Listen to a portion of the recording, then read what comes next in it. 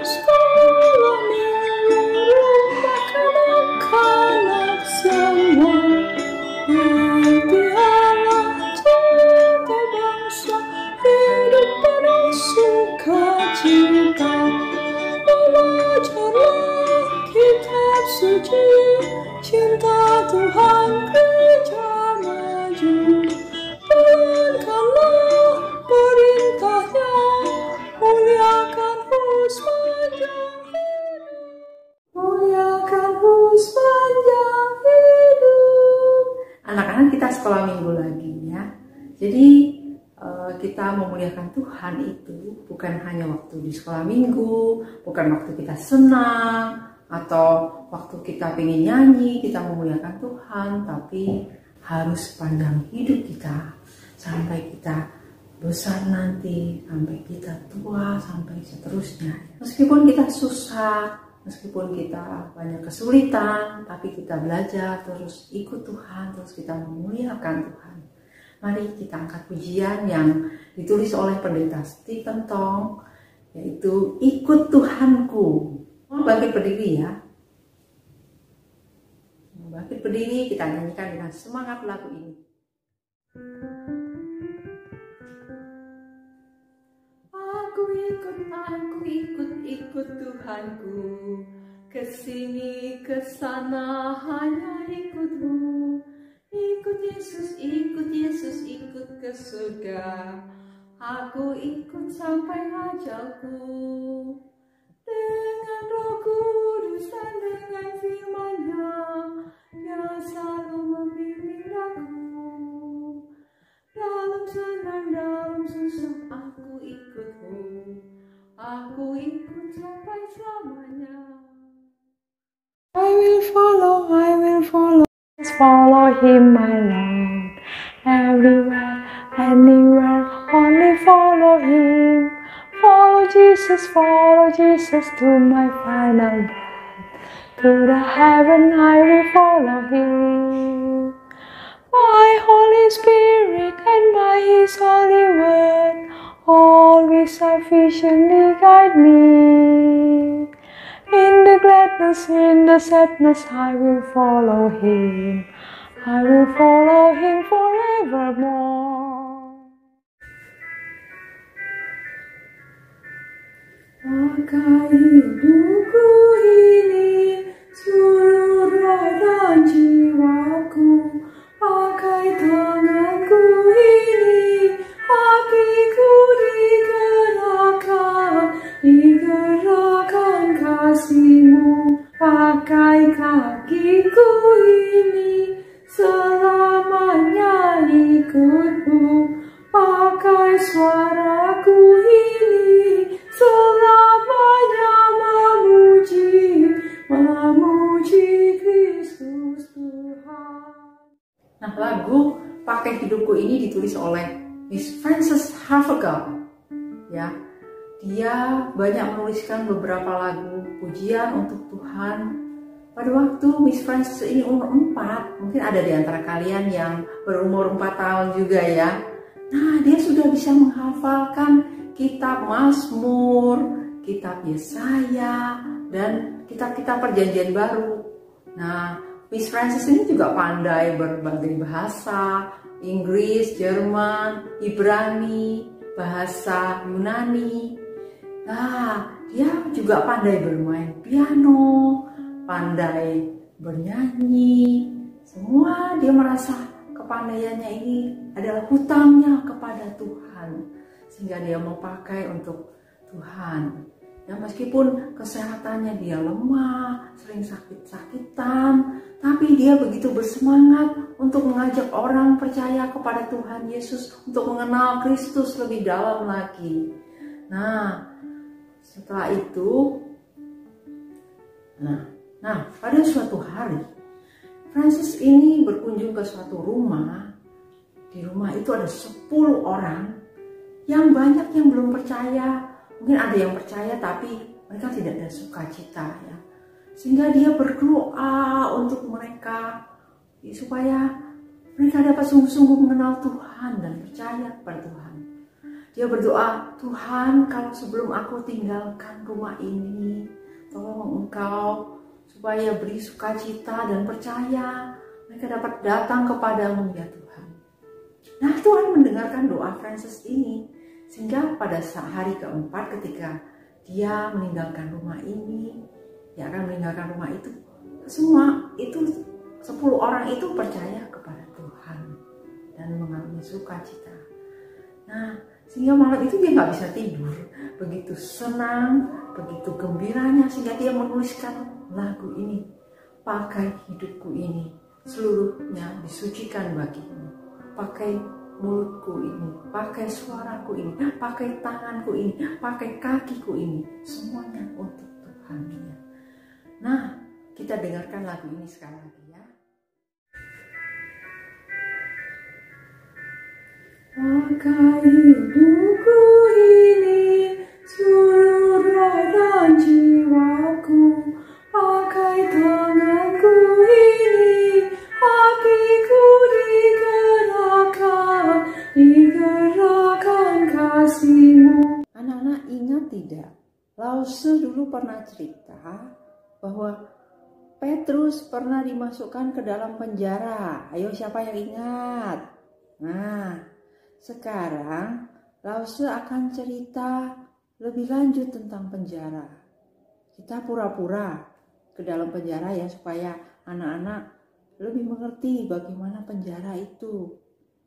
Nah, kita sedang berada di gerbang pintu penjara. Ada kepala penjara yang membuka pintu gerbang. Kita berjalan melalui gerbang. Kepala penjara itu menutup pintu gerbang. Boom! Kepala penjara yang besar dan kuat itu membawa kita melewati lorong yang panjang sekali. Nah, sana kita lihat ada ruang sempit, ada jeruji besi-besi. Di depan sana adalah ruang sel penjara. Ya, sana orang yang di penjara itu makan di sana, minum di sana, tidur di sana, ya, mereka apa-apa di sana, buang air juga di sana, ya, mereka dikunci terus di dalam penjara, tidak bisa pergi kemana-mana, ya, kasihan sekali ya. Hari ini kita akan mendengarkan cerita tentang hamba Tuhan yang dimasukkan ke dalam penjara. Jadi mereka bukan pura-pura seperti kita tadi, tapi benar-benar sungguh-sungguh dimasukkan ke dalam penjara. Nah, hamba-hamba Tuhan ini dimasukkan ke dalam penjara, dikurung, dibawa oleh kepala penjara yang kuat itu. Mereka dikurung di dalamnya dan tidak bisa keluar. Ya, tapi kita tahu Allah tidak tinggal diam. Allah melakukan sesuatu untuk hambanya yang setia, yang sudah menderita bagi dia. Ya, mari kita masuk dalam doa. Kita lipat tangan, tutup mata, kita masuk dalam doa. Ya Tuhan, ya Allah Bapa kami, terima kasih kami dapat berdoa bersama-sama. Kiranya Allah Roh Kudus menolong kami, menolong Lause yang akan membawakan firman. Roh Kudus menolong anak-anak yang akan mendengarkan firman agar mengerti dan percaya kepada firman-Mu ya Tuhan. Tuhan tolong bukakan telinga dan hati anak-anak-Mu ini ya Tuhan. Dalam nama Tuhan Yesus kami berdoa. Amin. Anak-anak, cerita hari ini diambil dari Kisah Para Rasul lagi. Ya, kita masih tetap di Kitab Para Rasul. Pasal yang ke-16, ayat ke-16, dan seterusnya. Minggu yang lalu Lause Agnes cerita bahwa Rasul Paulus dan Barnabas sedang berada di kota Antioquia. Nah, sekarang Rasul Paulus tidak bersama Barnabas, tapi dia bersama Silas. Mereka ada di satu kota yang bernama kota Filipi. Apa anak-anak? Filipi, ya betul. Nah, mereka sedang apa di sana?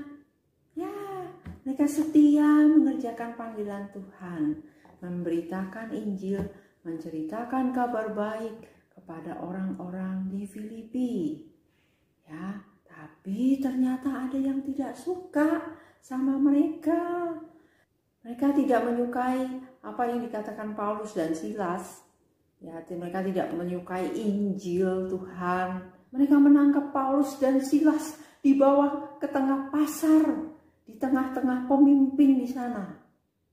Oh, orang-orang ini mengacau kota kita ini, sehingga orang-orang yang berkerumun di sekitar situ juga ikutan, ya, mendakwa Paulus dan Silas. Karena dianggap telah mengacaukan kota itu. Pakaian mereka dirobek sehingga sobek-sobek, ya, pakaiannya Paulus dan Silas ini. Nah, kemudian Paulus dan Silas ini dimasukkan ke dalam penjara. Ya, Paulus dan Silas dilemparkan ke dalam penjara. Dan bukan di pinggirnya, tapi tengah-tengah penjara karena takut. Paulus dan Silas ini sampai lepas. Mereka dianggap penjahat besar. Ya, dikurung secara ketat di sana. Lalu kepala penjara menyuruh tangan dan kaki mereka dirantai, ya, tangannya dirantai besi, kakinya dipasung. Nah, seperti lihat gambar ini, ya. Kasihan, ya, susah geraknya itu, ya. Padahal Paulus dan Silas itu tidak melakukan kesalahan apapun, ya. Mereka malah memberitakan Injil Tuhan, bekerja dengan baik dan setia, tapi malah dipenjara. Orang-orang yang melemparkan Paulus dan Petrus dalam penjara ini tidak suka Injil diberitakan. Mereka mau menghentikan kuasa firman Tuhan itu.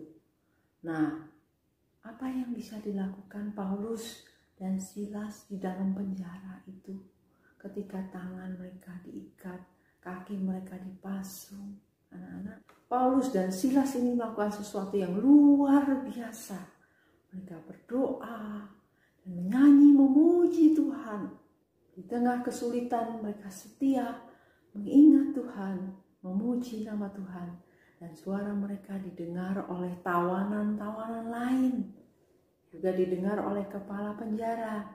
Nah, anak-anak, kalau kita di dalam penjara, kita bagaimana, ya?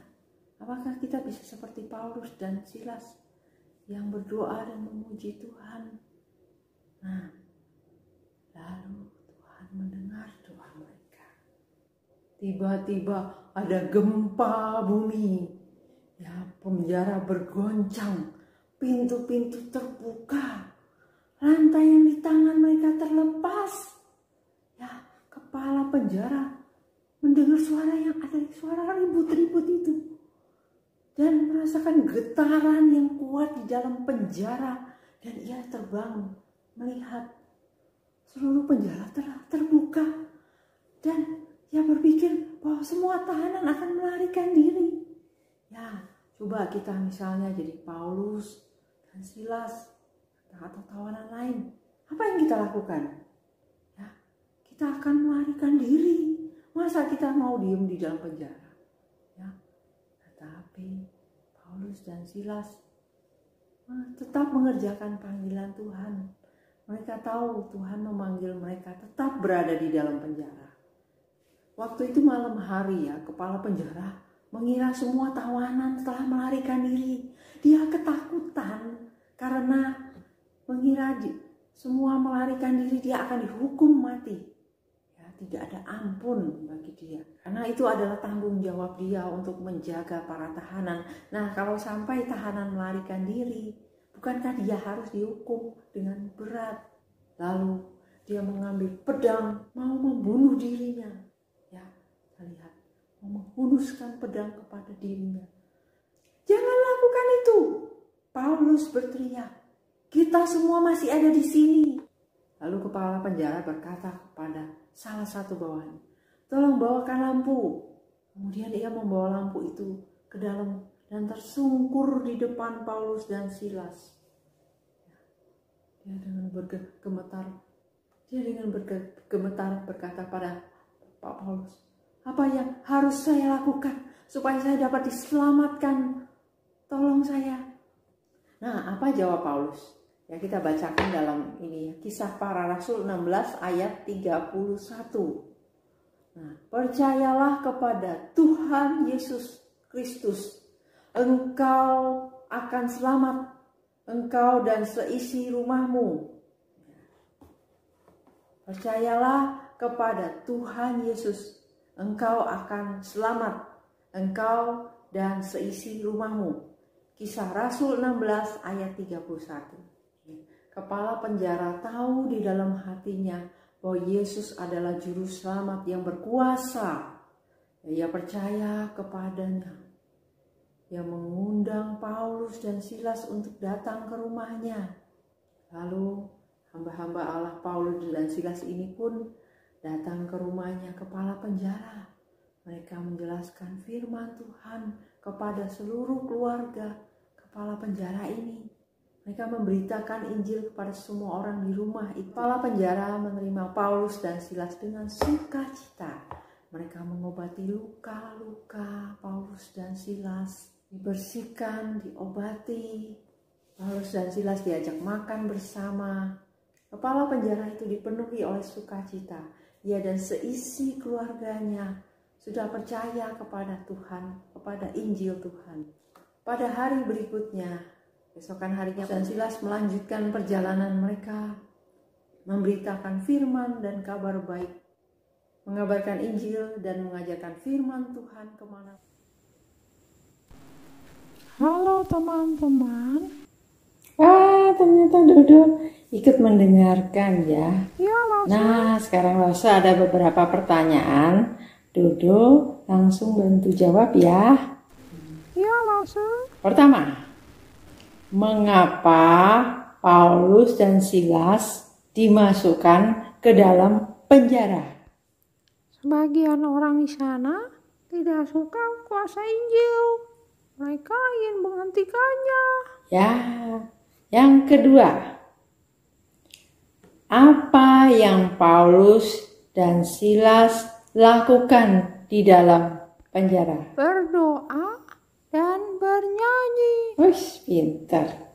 Yang ketiga, bagaimana Allah menggunakan kuasanya untuk menolong mereka? Ia membuat gempa bumi. Rantai yang mengikat mereka terlepas.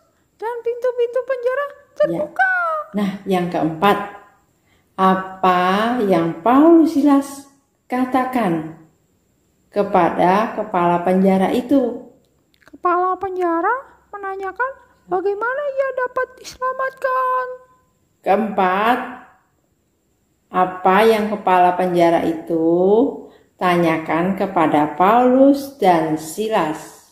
Kepala penjara menanyakan bagaimana ia dapat diselamatkan. Ya, yang kelima, apa yang Paulus dan Silas katakan kepada kepala penjara tadi? Percayalah kepada Tuhan Yesus. Ya, kita sama-sama ya. Percayalah kepada Tuhan Yesus. Dan engkau akan selamat. Engkau dan seisi rumahmu. Yang keenam, mengapa kepala penjara itu bersukacita pada malam itu? Karena ia dan seisi rumahnya percaya kepada. Nah, terakhir sekarang. Apa yang Paulus dan Silas lakukan setelah meninggalkan rumah kepala penjara? Mereka melanjutkan perjalanan mereka. Mereka terus mengabarkan firman Allah. Nana, pernahkah kalian mengalami kesulitan ketika ingin melayani Tuhan? Nah, Paulus dan Silas dipenjarakan. Mereka telah disakiti, tangan mereka diikat, ya kaki mereka dipasung. Nah, tapi mereka tidak lupa akan janji Tuhan dan mau berdoa kepada Tuhan, menyanyikan pujian kepada Tuhan. Nah, Roh Kudus menolong mereka untuk percaya dan menolong kita juga. Kalau kita sungguh-sungguh mau berdoa kepada Roh Kudus, Dia akan memberikan apa yang kita butuhkan dan mempercayai Allah dan dalam melayani Dia dengan setia. Bahkan ketika kita takut, sakit atau sedih, ya. Nah, anak-anak juga bisa ajak teman-teman untuk nonton panggung boneka Geri Solo. Ya, kita mendoakan teman-teman supaya bisa ikut nonton, bisa sungguh-sungguh percaya kepada Tuhan. Ya, demikian cerita hari ini. Mari kita masuk dalam doa. Nah, pada saat Lause mengucapkan kata aku, anak-anak ganti dengan nama sendiri ya. Nah, kita lipat tangan, tutup mata, ikuti Lause berdoa. Ya Tuhan, ya Allah Bapa kami. Jar aku mengasihi Engkau, ya Tuhan. Tolong aku ingin melayani Engkau dan sesama, ya Tuhan. Tolong aku agar setia bahkan di waktu-waktu yang sulit, ya Tuhan. Terima kasih Tuhan. Dalam nama Tuhan Yesus, kami anak-anak-Mu sudah berdoa. Amin. Kita lanjut dengan aktivitas ya anak-anak. Nah, hari ini kita ada poster melayani Sang Juru Selamat. Nah, pertama-tama kita gunting dulu ya posternya.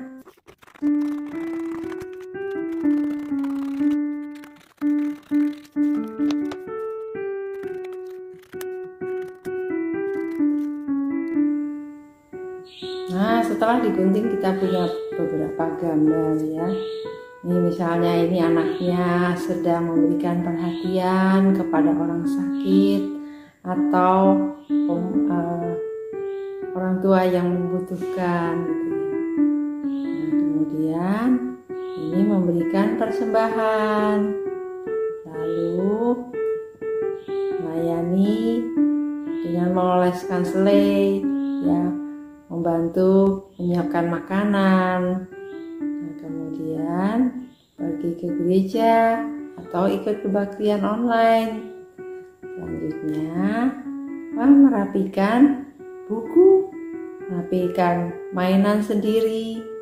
Ya, pinter ya. Nah, selanjutnya bisa menyanyi bersama-sama, memuji Tuhan. Ya, sungguh sukacita melayani Tuhan. Jadi kita tempelkan di dalam tempatnya, ini ada 6 ya. Tempelkan satu per satu di sini. Lalu jangan lupa tuliskan nama kalian di sini. Ya, kita mau belajar melayani Sang Juru Selamat. Nah, kemudian untuk aktivitas selanjutnya untuk aktivitas rumah 13 ini. Nah, Nana bisa membaca bersama orang tua supaya ingat kembali ceritanya tadi. Ya. Kemudian di baliknya ini melayani Sang Juru Selamat, ya bukan sekedar menghubungkan dari setiap orang ini ke hati. Nah, tapi biar kita bisa flashback. Ya, flashbacknya tidak perlu pakai mesin waktu ya.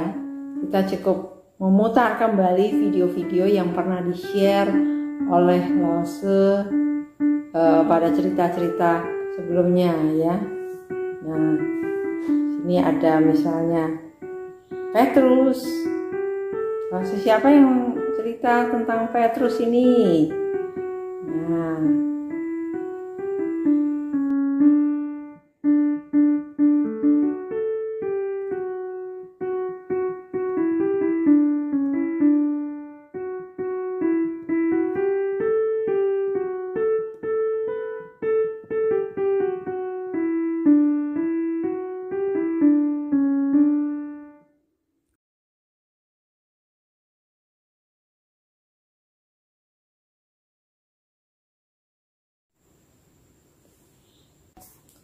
demikian sekolah minggu hari ini. Sampai ketemu lagi anak-anak. Ingat ya, kalian dapat mempercaya Tuhan, selalu menolong, melayaninya dalam setiap keadaan. Ya.